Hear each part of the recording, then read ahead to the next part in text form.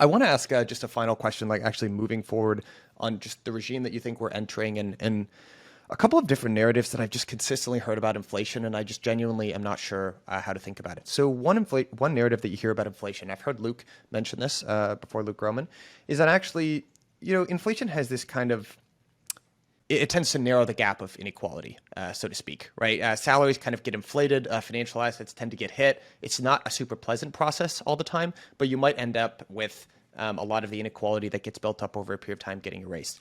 And then there's this other idea where it's like, well, actually, inflation tends to be that's the malfunctioning of an economy. It is not a fun period of time to live through. It's a bad thing that should be avoided at all costs. What do you think of those two different narratives? Do you subscribe to one more than the other? Is it something in between? I mean, what do you think about all that? Going back to the topic of inflation, the problem is that it's a very complex answer. Right. And what a lot of people do is they pick a subset and a narrative and they kind of just focus on that.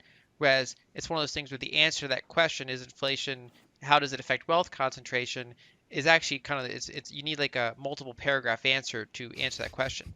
And so hyperinflation is like always bad, right? So when a currency breaks, almost 99% of the people have trouble. Businesses can't function when there's no pricing mechanism, and such is bad for everyone. And even these like near like things that aren't technically hyperinflations, but just like horrible inflations that you see throughout emerging markets, where savings just get, erased every generation or so, or cut in half. Those are terrible, and people should have a way to defend against that. That's, like the work of Alex Gladstein, from the Human Rights Foundation, talks about Bitcoin usage in emerging markets, how a lot of these people, they just don't, they don't have access to stocks. They're stuck in their local currency, and their currency gets devalued, and they just have to start all over.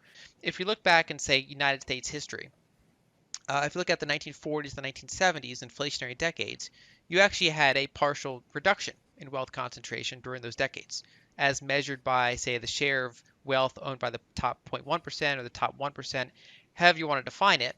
You had a contraction in wealth concentration, and those partially related to the policies that were happening. So in the 70s, you had very strong wage growth, and you had equities perform very poorly. So the wealthy generally didn't their assets didn't do great while workers had their wages go up. It was a very unionized environment, very kind of pro labor still, kind of the tail end of that.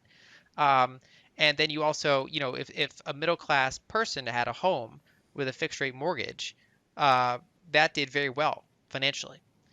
In the 40s, again, you had an inflationary environment. It was obviously a war. It was obviously terrible for a lot of people. But kind of the during and the aftermath of it, there were some of these partially redistributive policies. So if you go before then to World War One, when soldiers came back, they just kind of gave them a bus ticket and they were like, "Thanks, we appreciate it." Whereas because you had this rise of communism in certain countries, and there were a lot of people sympathetic to it. They said we have to handle this better when soldiers come back, and so they did the GI Bill. They put them through college, they put them through technical schools, they helped them get homes, and they tax the wealthy at pretty high levels, while also, as we mentioned, inflating away their bonds, which were in large part held by the wealthy. And so you had that partially redistributed policy without going into like communism, right? So they said in order to not have communism, let's go like 20% of the way there, and try to fix some of these imbalances, right? So that's kind of what they did. They kind of threaded that needle. Um, and so another way of looking at it is that when you have inflation, it benefits debtors over creditors.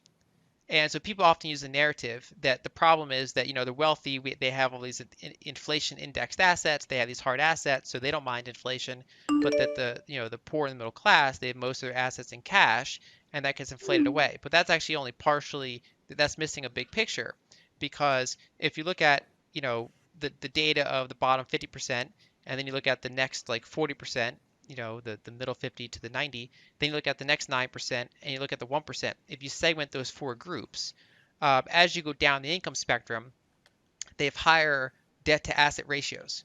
So the bottom 50% have almost zero net worth because they have roughly as much liabilities as assets.